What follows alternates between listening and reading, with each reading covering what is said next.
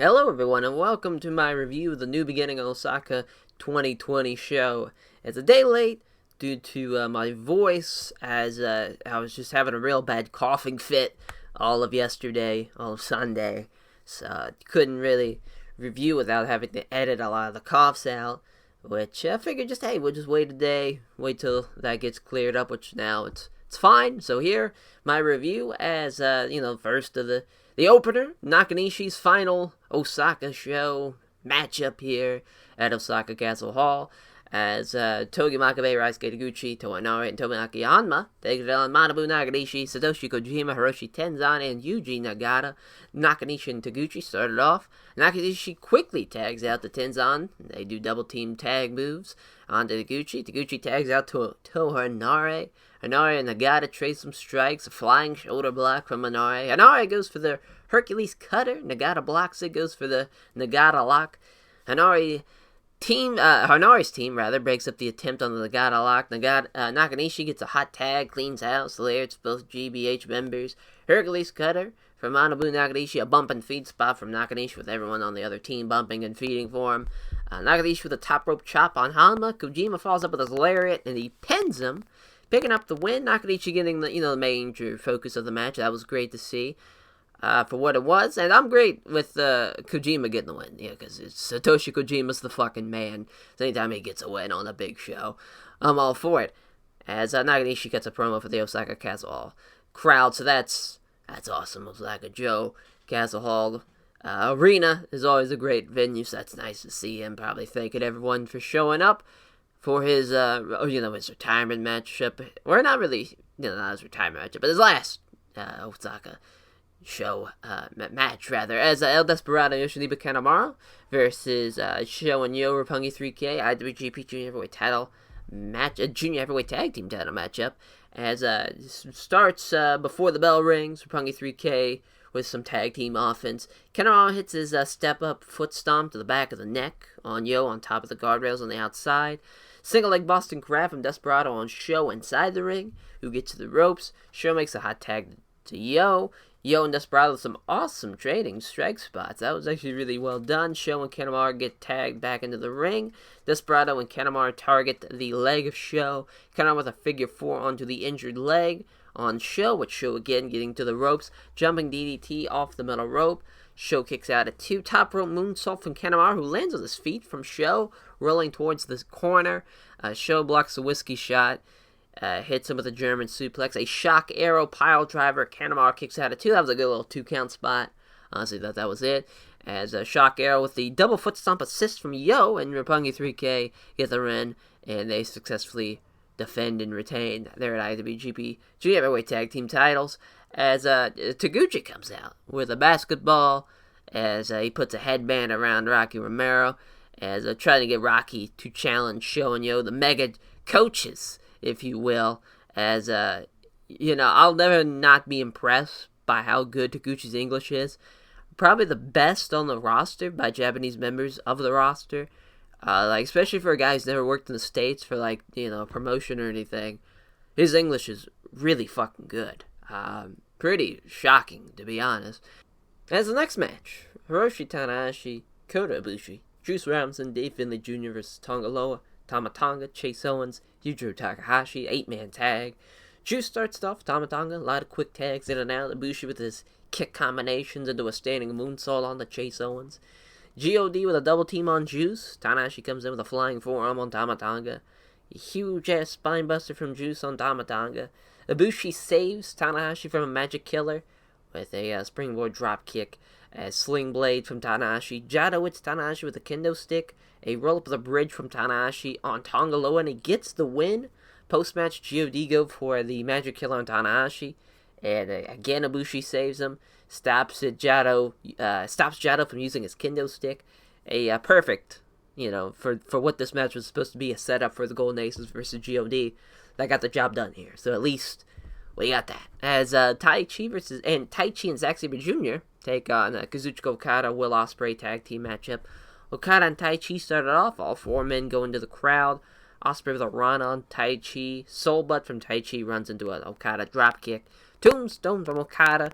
Taichi runs through the Rainmaker attempt when Zack Sabre Jr. attacks Okada. Chikadando spot from Ospreay on Zack Sabre Jr. Head kick from Taichi. Saito suplex from Taichi. Double team attack on Taichi. Oscutter followed up with a Rainmaker on Taichi, and he gets the win. As Oscutter followed up with a Rainmaker on Taichi, and he gets the win. Sanada versus Jay White. The next match is really that tag match. Nothing really to be talked about as far as the Taichi, Zack Sabre Jr., Okada, Ospreay match. It's fine. I think Okada and Ospreay, as far as the heavyweight and junior team goes, sucks because I know you'll never see that as far as, like, tag team wrestling is concerned for New Japan and, like, a big, high-profile, high-key matchup. But that'd be a fun-ass tag team. When they were doing their shit as far as, like, tag team offenses and kind of in a rhythm, they were doing really well. And they were doing a lot of great, cool, innovative spots. Just sucks that we'll never see that in, like, a meaningful match. As the Sanada Jay White match, Jay White runs onto the guardrail.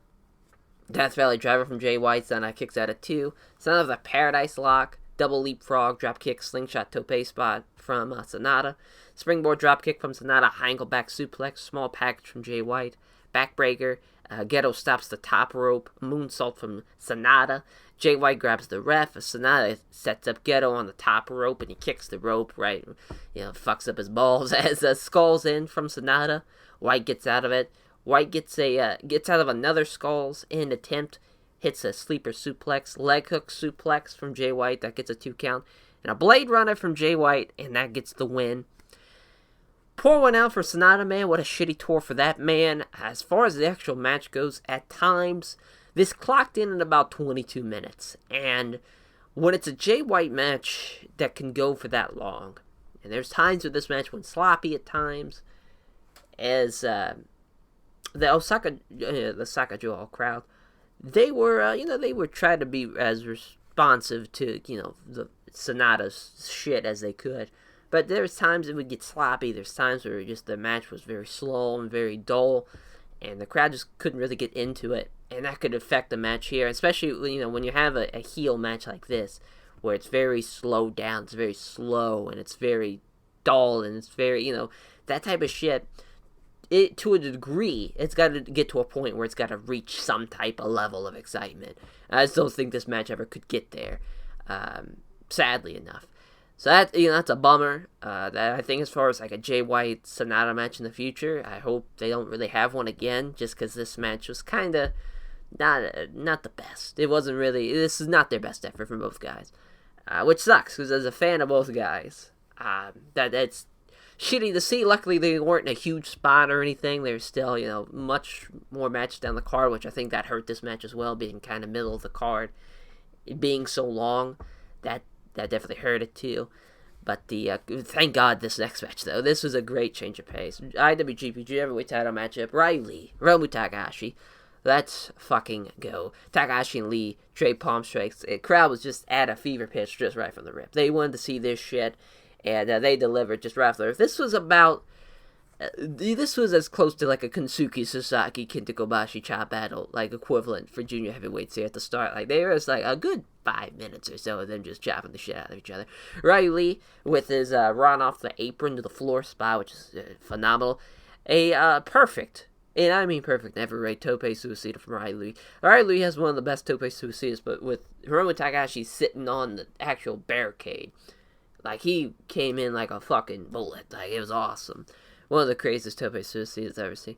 As a double foot stomp to the floor by Ryu Lee hanging off the apron is old Hiromu Takahashi. Hiromu Takahashi with his time bomb senton off the top to the floor. Jesus Christ. Wheelbarrow suplex from Hiromu Takahashi. Both men trading German suplexes and strikes. Overhead suplex into the corner from Hiromu Takahashi. Ryu Lee with his wheelbarrow driver. And that was awesome. Anytime you see wheelbarrow driver, it's great. Hiromu kicks out at 2, double foot stomp to the back from Ryu Lee as Hiromu's kind of hanging off the top rope. As Ryu Lee goes for a powerbomb, Hiromu counters with a destroyer, which anytime that spot happens, that shit is fucking crazy. Listen, the Canadian destroyer, as far as credibility as like a main event move and whatnot, sure, it's not the same as fucking TNA Impact 2005 with Pete Williams doing it, no. But like, shit like that is crazy. I don't give a fuck what anybody says.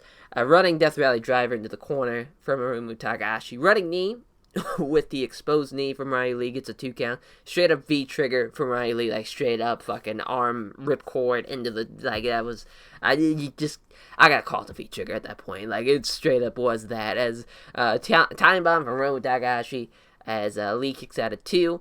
Hiromu hits another time bomb, this time getting the win. No surprise there. I love this.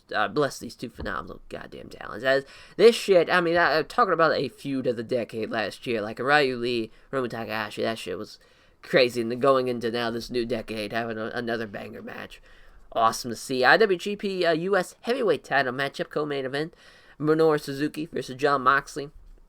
Moxley makes his entrance, goes to the ramp, and tells Suzuki to come to him. Suzuki goes from the ring up to the ramp, but he brings 2 chairs with him, throws one at Moxley. They have a duel with the chairs, with Moxley getting the best of it. They go back down to the ramp. Palm strikes from Suzuki. Lair from Jon Moxley. Suzuki stays on his feet. A Death Rider DDT from Moxley gets the win. So, alright, kind of short on the notes. I think it was decent. I don't think nothing like too crazy or anything like to me that was really eye-popping or really crazy.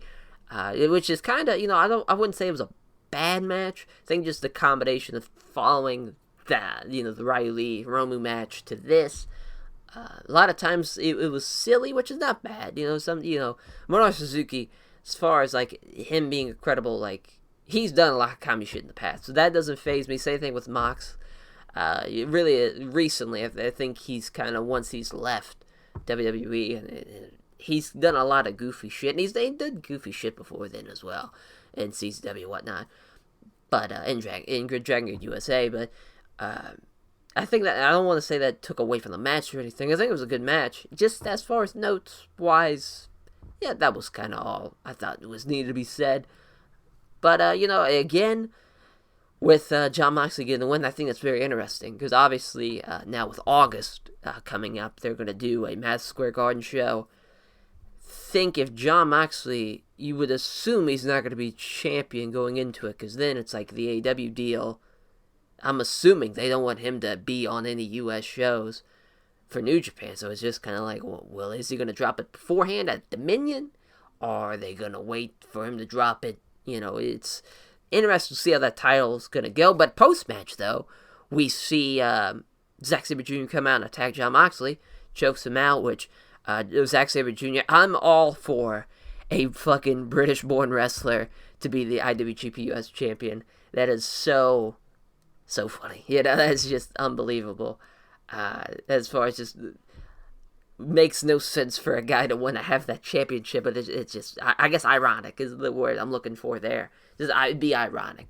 But he's already doing like Bernie Sanders 2020 stuff, so that's Zack Sabre Jr., as far as like entertaining gaijins go, he's up there. As far as like promos and angles, he's so goddamn funny.